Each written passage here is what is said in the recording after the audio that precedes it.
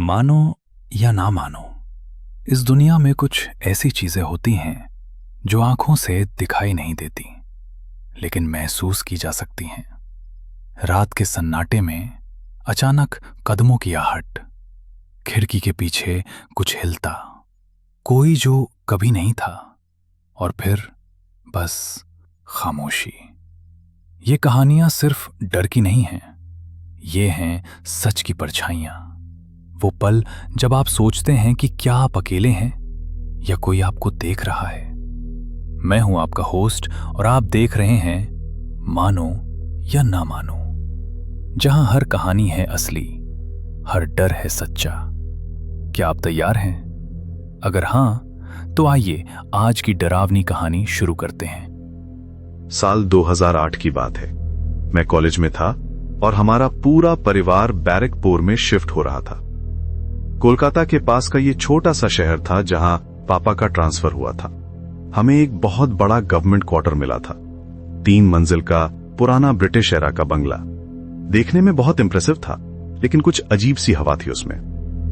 जब हमारी गाड़ी उस बंगले के सामने रुकी तो पहली नजर में ही मुझे लगा कि ये कोई ऑर्डिनरी घर नहीं है। इसकी दीवारें मोटी थीं, छत बहुत ऊंची थी और बड़े बड़े विंडोज थे जिनमें से अंदर का अंधेरा झांक रहा था।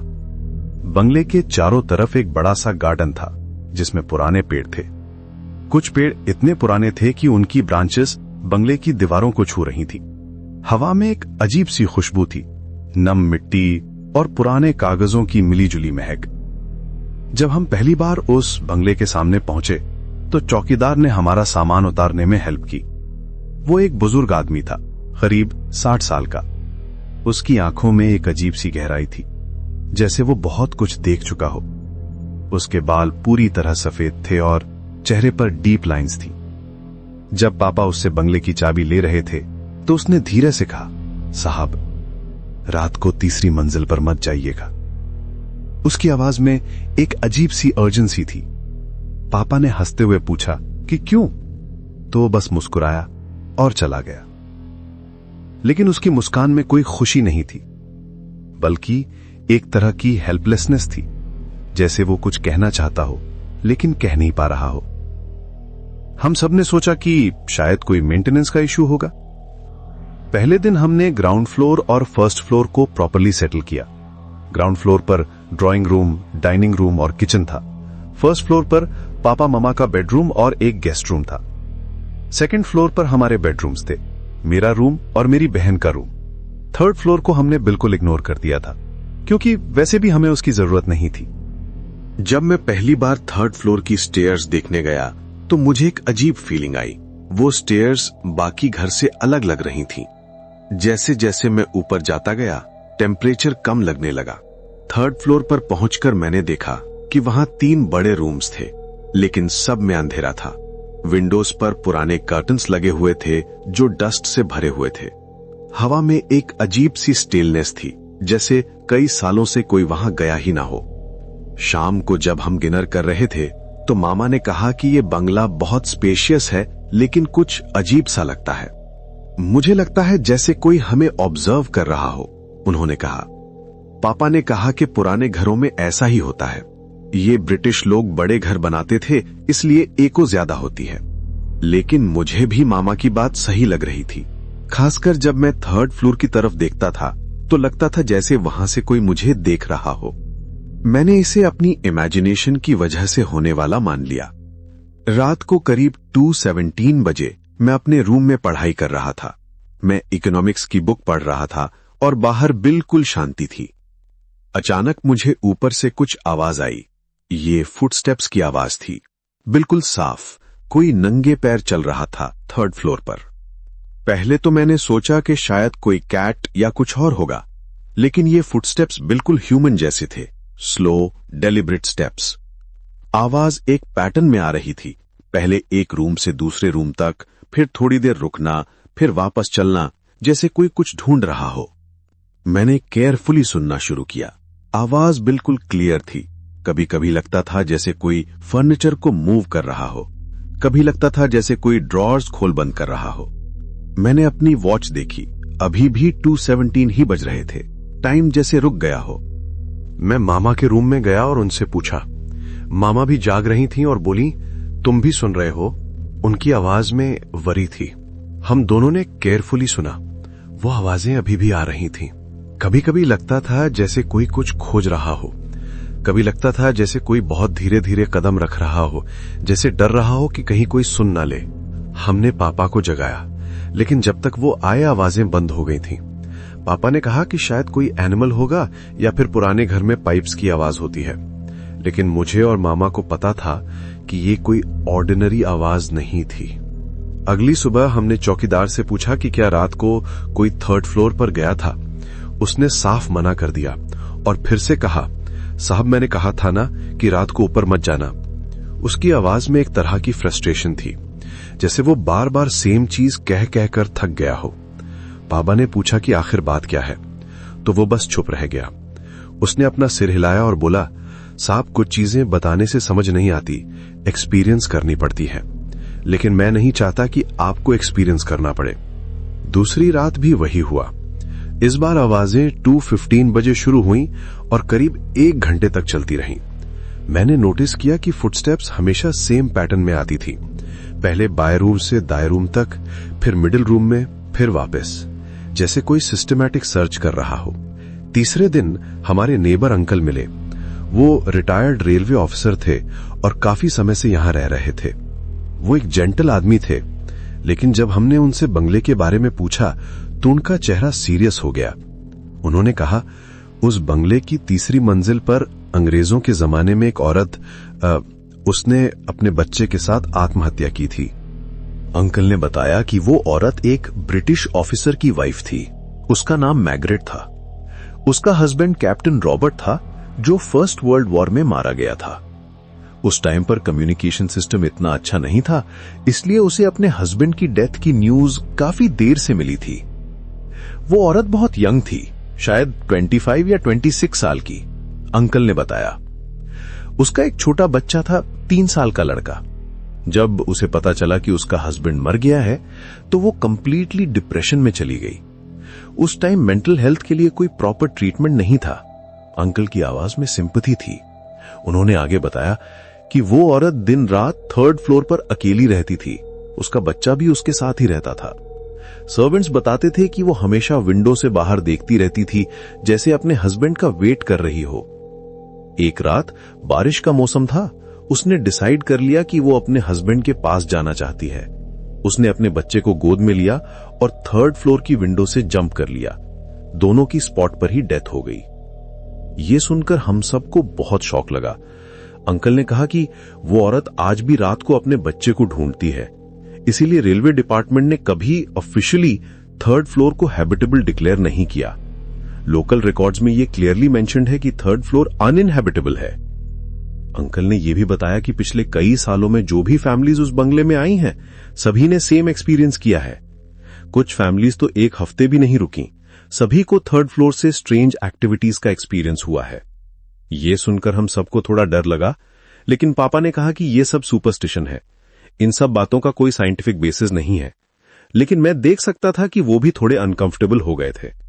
लेकिन अगली रात फिर वही फुटस्टेप्स आईं। इस बार ज्यादा क्लियर थी। लगता था जैसे कोई बार बार सेम पैटर्न में चल रहा हो, रूम से रूम तक। मैंने ये भी नोटिस किया कि जब भी ये आवाजें आती थीं, तो घर का टेम्परेचर थोड़ा कम हो जाता था। हवा में एक अजीब सी चिल आ जाती थी। चौथे दिन क्यूरियोसिटी की वजह से मैं 3rd फ्लोर पर गया। डे लाइट में वो फ्लोर कम स्कैरी लग रहा था, लेकिन फिर भी कुछ अजीब था। मुझे वॉल्स पर कुछ अजीब मार्क्स दिखे। ये छोटे छोटे हैंडप्रिंट्स जैसे थे, जैसे किसी बच्चे ने वेट हैंड से वॉल को टच किया हो। लेकिन सबसे अजीब बात ये थी कि ये मार्क्स फ्रेश थे। ये मॉइस्चर से बने थे, पेंट के ऊपर, जैसे कोई रात को वहां आया हो और वॉल्स को टच किया हो। मैंने केयरफुली देखा, ये हैंडप्रिंट्स बिल्कुल स्मॉल थे, जैसे 3-4 साल के बच्चे के हों। मैंने मामा को दिखाया तो वो भी परेशान हो गई। ये मार्क्स कहां से आए? उन्होंने पूछा। हमने पूरा 3rd फ्लोर चेक किया, कहीं कोई लीकेज नहीं था, कोई पाइप नहीं था जहां से पानी आ सकता हो। फिर ये मॉइस्चर कहां से आई? सबसे चौंकाने वाली बात ये थी कि ये हैंडप्रिंट्स एक स्पेसिफिक हाइट पर थे, एग्जैक्टली वहां जहां एक छोटा बच्चा अपना हाथ रख सकता हो। और ये सिर्फ 1-2 नहीं, बल्कि कई सारे थे, जैसे कोई बच्चा पूरे रूम में घुमा हो और हर जगह वॉल्स को टच किया हो।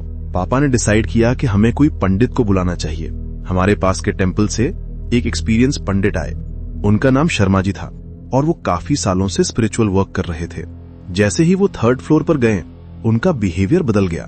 पहले तो वो नॉर्मल लग रहे थे, लेकिन जैसे ही उन्होंने 3rd फ्लोर की स्टेयर्स पर कदम रखा, उनका चेहरा पेल हो गया। वो बहुत अनकंफर्टेबल लग रहे थे। उन्होंने अपना हाथ अपने माथे पर रखा और कहा, यहाँ एनर्जी बहुत हैवी है। 10 मिनट बाद वो नीचे आए और बोले, यहाँ कोई भटका हुआ आत्मा है, ये जगह खाली छोड़नी होगी। उनकी आवाज में गंभीरता थी। उन्होंने कहा कि वो जो भी फील कर रहे हैं वो बहुत स्ट्रांग है। पंडित ने कहा कि वो कोई पूजा नहीं कर सकते क्योंकि यहाँ की एनर्जी बहुत नेगेटिव है। यहाँ जो आत्मा है वो बहुत डिस्टर्ब्ड है। वो अपने बच्चे को ढूंढ रही है और जब तक उसे पीस नहीं मिलती तब तक यहाँ कोई भी सेफली नहीं रह सकता। उन्होंने सजेस्ट किया कि हमें जल्दी से ये घर छोड़ देना चाहिए। कभी कभी कुछ सोल्स इतनी अटैच्ड होती हैं कि वो मूव ऑन नहीं कर पाती। यहां वैसी ही सिचुएशन है। पापा अभी भी कन्विंस्ड नहीं थे, लेकिन मामा और मैं बहुत स्केर्ड हो गए थे। हमने डिसाइड किया कि हम कुछ दिन और वेट करेंगे और देखेंगे कि क्या होता है। 5वीं रात को आवाजें और भी ज्यादा इंटेंस हो गईं। इस बार सिर्फ फुटस्टेप्स नहीं थी, बल्कि कुछ और भी था। कभी कभी लगता था जैसे कोई रो रहा हो। बहुत सॉफ्ट क्राइंग की आवाज आती थी। कभी लगता था जैसे कोई कुछ ढूंढते हुए फर्नीचर मूव कर रहा हो। मैंने ये भी नोटिस किया कि जब भी ये एक्टिविटीज होती थी तो हमारे घर के सारे क्लॉक्स स्लो हो जाते थे, जैसे टाइम इटसेल्फ डिस्टर्ब हो जाता हो। ये बात मैंने पापा को बताई तो उन्होंने कहा कि ये कोइंसिडेंस होगा। 6ठी रात को कुछ ऐसा हुआ जो मैं कभी नहीं भूल सकता। रात के करीब 3 बजे मैं बाथरूम जाने के लिए उठा। जब मैं कॉरिडोर में था तो मैंने देखा कि 3rd फ्लोर की स्टेयर्स से कोई आ रहा है।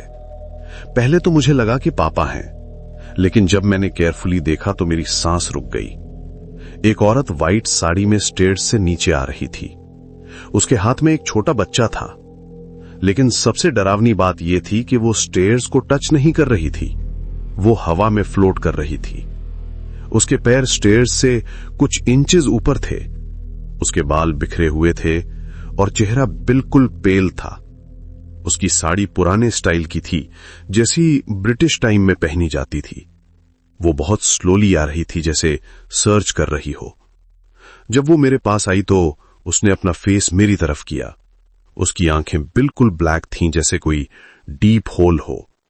कोई प्यूपिल नहीं था, कोई आयरिस नहीं था, बस कंप्लीट ब्लैकनेस। उसने धीरे से पूछा, मेरा बच्चा देखा है क्या? उसकी आवाज बहुत स्ट्रेंज थी, जैसे कहीं दूर से आ रही हो, जैसे कोई एको हो, लेकिन मल्टीपल एकोज एक साथ। आवाज में डेस्परेट लॉन्गिंग थी, जैसे वो कई सालों से सेम क्वेश्चन पूछ रही हो। मैं बिल्कुल फ्रीज हो गया था। मैं ना तो हिल सकता था, ना बोल सकता था। मेरे पूरे शरीर में जैसे करंट दौड़ गया हो। वो औरत मेरे बिल्कुल सामने खड़ी थी और बार बार वही सवाल पूछ रही थी। उसके हाथ में जो बच्चा था वो भी मुझे देख रहा था। उसकी आंखें भी उसी तरह ब्लैक थीं। बच्चा बिल्कुल स्टिल था, जैसे कोई डॉल हो। उसके कपड़े भी उसी एरा के थे।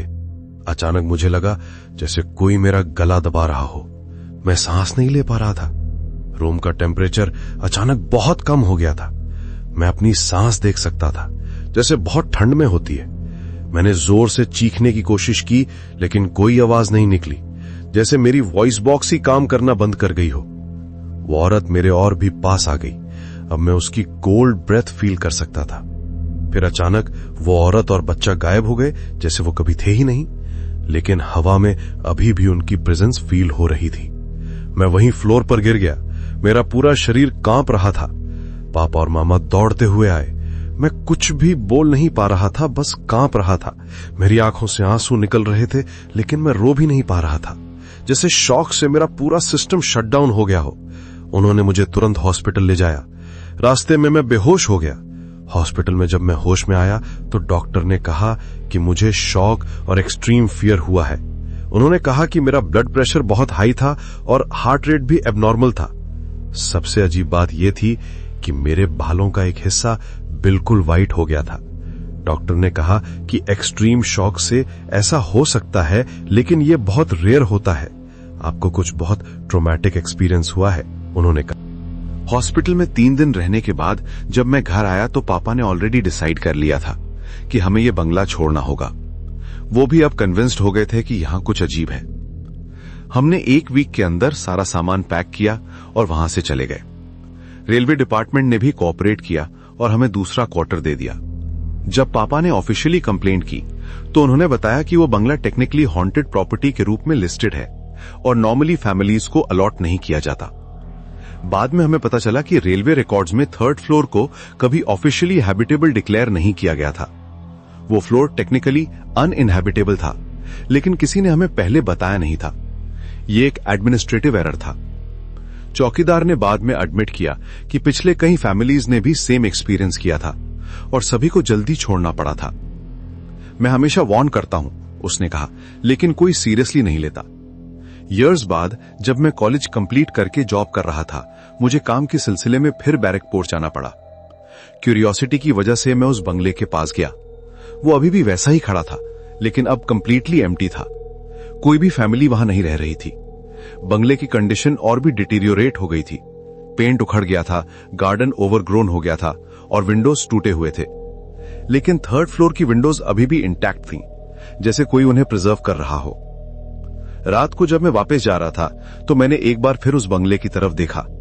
3rd फ्लोर की विंडो में एक हल्की येलो लाइट दिख रही थी और सबसे चौंकाने वाली बात यह थी कि विंडो के ग्लास पर एक छोटा हाथ दिख रहा था, जैसे कोई बच्चा अंदर से ग्लास को रब कर रहा हो। मैंने अपनी वॉच देखी, एग्जैक्टली 2:17 AM था, सेम टाइम जब हमने पहली बार उन फुटस्टेप्स को सुना था। वो हाथ स्लोली मूव कर रहा था, जैसे कोई हेल्प के लिए सिग्नल दे रहा हो। मैं तुरंत वहां से चला गया, लेकिन मेरे दिमाग में वो इमेज अभी भी फ्रेश है। उस मोमेंट मुझे रियलाइज हुआ कि वो औरत और बच्चा अभी भी वहां है, अभी भी एक दूसरे को ढूंढ रहे हैं। आज भी जब मैं उस इंसिडेंट के बारे में सोचता हूं तो मुझे लगता है कि कुछ चीजें हमारी समझ से परे होती हैं। वो औरत और उसका बच्चा शायद आज भी उस 3rd फ्लोर पर हैं, अपनी अधूरी कहानी को कंप्लीट करने की कोशिश में। उस एक्सपीरियंस ने मेरी लाइफ कंप्लीटली चेंज कर दी। मैं अब पैरानॉर्मल एक्टिविटीज को सीरियसली लेता हूं और हमेशा केयरफुल रहता हूं। कभी कभी रात को मुझे अभी भी वो आवाज सुनाई देती है, मेरा बच्चा देखा है क्या। रेलवे डिपार्टमेंट ने बाद में उस बंगले को ऑफिशियली हॉन्टेड डिक्लेयर कर दिया और अब वहां कोई भी फैमिली को अलॉट नहीं करते। लोकल पीपल भी उस एरिया से रात को अवॉइड करते हैं। चौकीदार ने भी जॉब छोड़ दी थी क्योंकि वो भी उन स्ट्रेंज एक्टिविटीज से परेशान था। मेरे दोस्तों में से कुछ को लगता है कि मैं एग्जैजरेट कर रहा हूं, लेकिन जिन्होंने भी मेरे व्हाइट बालों को देखा है वो समझ जाते हैं कि कुछ तो डेफिनेटली हुआ था। डॉक्टर्स ने भी कहा था कि एक्सट्रीम शॉक से ऐसा हो सकता है। आज भी जब मैं किसी ओल्ड बिल्डिंग या हेरिटेज प्रॉपर्टी के पास जाता हूं तो मुझे उस रात की याद आ जाती है। वो फीलिंग, वो डर, वो हेल्पलेसनेस, सब कुछ वापस आ जाता है। मैंने रियलाइज किया है कि कुछ प्लेसेस में पास्ट की मेमोरीज इतनी स्ट्रांग होती हैं कि वो प्रेजेंट में भी एग्जिस्ट करती रहती हैं। उस औरत और बच्चे की स्टोरी भी बहुत ट्रेजिक थी। ब्रिटिश एरा में मेंटल हेल्थ के लिए कोई प्रॉपर सपोर्ट नहीं था। डिप्रेशन और ग्रीफ को हैंडल करना बहुत डिफिकल्ट था। शायद वो औरत को लगा हो कि सुसाइड ही एकमात्र सोल्यूशन है, लेकिन डेथ के बाद भी उसकी सोल को पीस नहीं मिली। मैंने बाद में उस एरिया के हिस्ट्री के बारे में रिसर्च की। पता चला कि ब्रिटिश टाइम में वहां कई ट्रैजिक इंसिडेंट्स हुए थे। वॉर के दौरान कई फैमिलीज को अपने लव्ड वंस को खोना पड़ा था। उस बंगले में भी कई ऐसी स्टोरीज थीं। लोकल हिस्टोरियंस ने बताया कि उस स्पेसिफिक बंगले में कम से कम 3-4 फैमिलीज ने सिमिलर एक्सपीरियंसेस किए थे। सभी ने 3rd फ्लोर पर स्ट्रेंज एक्टिविटीज रिपोर्ट की थीं। कुछ ने फुटस्टेप सुनी थी, कुछ ने शैडोज देखे थे और कुछ ने डायरेक्टली उस औरत को देखा था। मेरा मानना है कि वो औरत अभी भी अपने बच्चे को ढूंढ रही है। डेथ के बाद भी उसका मैटरनल इंस्टिंक्ट उसे वहां बांधे रखा है। वो समझ नहीं पा रही कि वो ऑलरेडी डेड है और उसका बच्चा भी उसके साथ ही है। ये एक्सपीरियंस मेरे लिए एक टर्निंग पॉइंट था। मैंने रियलाइज किया कि लाइफ में कुछ चीजें साइंस से एक्सप्लेन नहीं हो सकती। पैरानॉर्मल एक्टिविटीज, स्पिरिट्स और सुपरनैचुरल फिनोमेना, ये सब रियल हो सकते हैं। हमें इन्हें कंप्लीटली डिसमिस नहीं करना चाहिए। आज भी जब मैं अकेला होता हूं, खासकर रात को, तो मुझे उस इंसिडेंट की याद आ जाती है। वो ब्लैक आईज, वो पेल फेस, वो डेस्परेट वॉइस, सब कुछ अभी भी विविड है मेरी मेमोरी में। मैं ग्रेटफुल हूं कि हमारी फैमिली सेफ निकल गई, लेकिन उस औरत और बच्चे के लिए मुझे सिंपैथी भी फील होती है। शायद कभी कोई प्रॉपर स्पिरिचुअल हीलिंग हो सके तो उन सोल्स को पीस मिल जाए, लेकिन अभी तक तो वो 3rd फ्लोर उनका ही डोमेन है, और मैं होप करता हूं कि कोई और फैमिली को वो एक्सपीरियंस ना करना पड़े जो हमने किया था। अगर आप कभी किसी पुराने बंगले में रहें और रात को कोई आपको पुकारे तो जवाब मत देना, क्योंकि कुछ आवाजें इंसानों की नहीं होती। तो ये थी आज की कहानी, लेकिन इस कहानी के खत्म होने का मतलब ये नहीं कि सब कुछ खत्म हो गया। कभी कभी डर कहानियों में नहीं होता, वो हमारे आसपास होता है। इस वीडियो को देखने के बाद अगर आपको लगे कि कोई आपको देख रहा है, या कमरे में अचानक सन्नाटा कुछ ज्यादा गहरा हो जाए, तो हैरान मत होना, क्योंकि कुछ परछाइयां